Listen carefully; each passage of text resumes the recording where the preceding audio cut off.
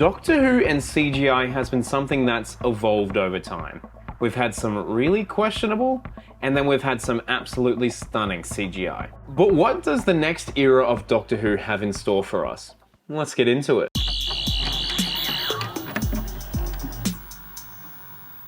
So I saw this post on Reddit months ago, and it was an interesting read, and the comments were also an interesting read, so I'll just show you it. Would the RTD2 era have a good CGI? The current era suck, but must admit it has the best CGI in the history of Doctor Who.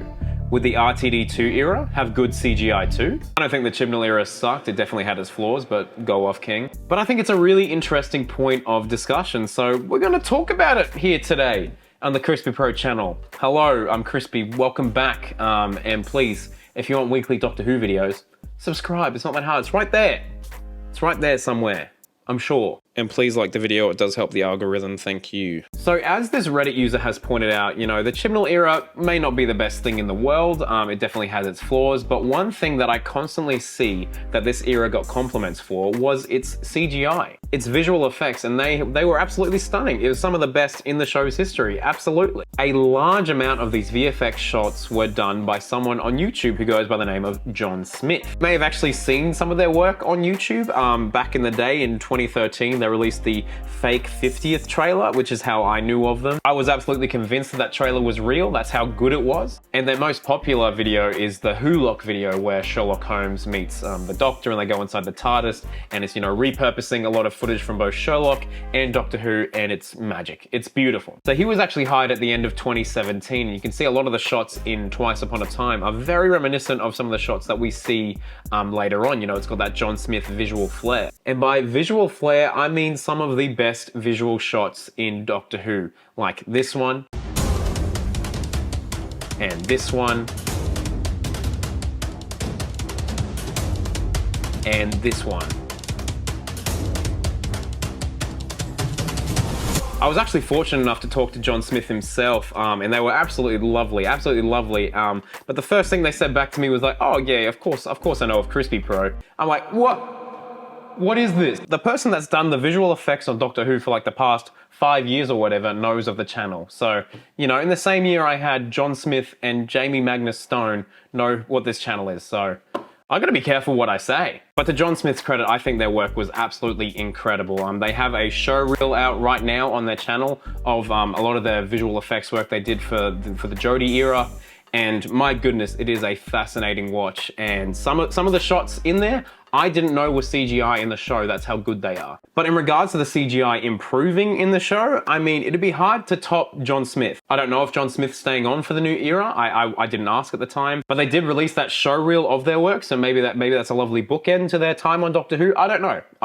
But yeah, in regards to improving, it's hard to say. I mean, the 60th trailers, they look absolutely gorgeous. But a lot of the stuff we've seen has been practical effects, and they look amazing. The practical effects always look good. Well, not always, but I love when they capture stuff in camera, you know, it's exciting stuff. A standout in the trailer for me, it was only a brief second, but Beep the Meep I think looks great, and I think that was a practical suit, but they may have like CGI'd over the top of it, definitely. So here's where it gets interesting. So from the time of the 60th filming all the way to now, you know, there was that Disney Plus deal. And part of getting that Disney Plus deal, the Disney people visited the set of the 60th and were like, yeah, that's good. We're gonna fund some money into this. So I think, I'm not sure, but I think when they were doing the 60th, the Disney deal wasn't necessarily in place.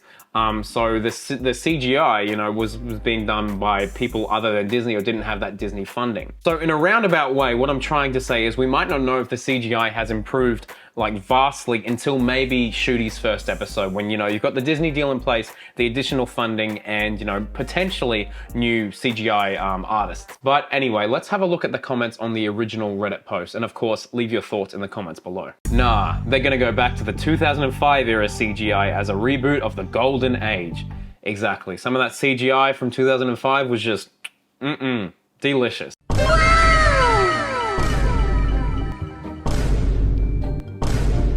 Some of it hasn't aged well, but I mean, for the time, you know, it was definitely passable. I love all that old stuff. Christopher Eccleston's era, it's visually stunning. It is good, but you know, some of the CGI, definitely outdated. But you know, it was what, almost 20 years ago. Since he has his own production company, Bad Wolf Studios, I would imagine that means they're collaborating with the BBC and putting their money together. It's exciting to think that this might be the biggest budget Doctor Who has ever had. And now I think since this comment, the Disney Plus deal has taken place. So we've got Bad Wolf, the BBC, and Disney. So surely there's some more money being thrown their way. I know 10 million an episode was thrown out there, but I think recently Russell said it's not that much. But I'm pretty certain they've got more money than they did. We have big ambitions for this new era of the series and are making a premium production investment behind it to grow this treasured cultural phenomenon and preserving the show's very unique DNA. We can't necessarily know that for sure, but the general trend has been each era having better CGI than the previous. I think I will agree on that. I think I will. I feel like Russell's era feels visually different to Moffat's era, feels very visually different to Chibnall's era. So it will be very, very interesting to see once we get to Russell T Davies, number 2, what that era looks like, what it feels like. Because, they might not go back to the artists that they had originally. Who did the CGI back in Russell's day? That's what I should be looking up. Because I know that for Matt Smith, I think they were called like Milk Studios, Milk Visuals, or something like that. And they were very good. They came on during the 50th, I think. So maybe they did more of Capaldi's stuff. It's not showing me anything. I don't know. If anyone knows who did the special effects for Russell's first era, please let me know. And we'll see if they're still in business. I'm sure some of it is budget and some of it is just that tech gets better and cheaper every year. Even if the budget is the same as 2005, adjusted for inflation, you're going to get a lot better effects for the same money. This is a really good point and a complete oversight from me. Technology has completely changed since 2005. If we went back to 2005 and said, hey, we're gonna have cinema cameras for Doctor Who, they'd be like, what? They'd be like, yeah, we're gonna have an official Doctor Who TikTok account. Christopher Eccleston would be like, what the heck is a TikTok? I don't think the showrunner gets to choose who does the CGI. I think they do.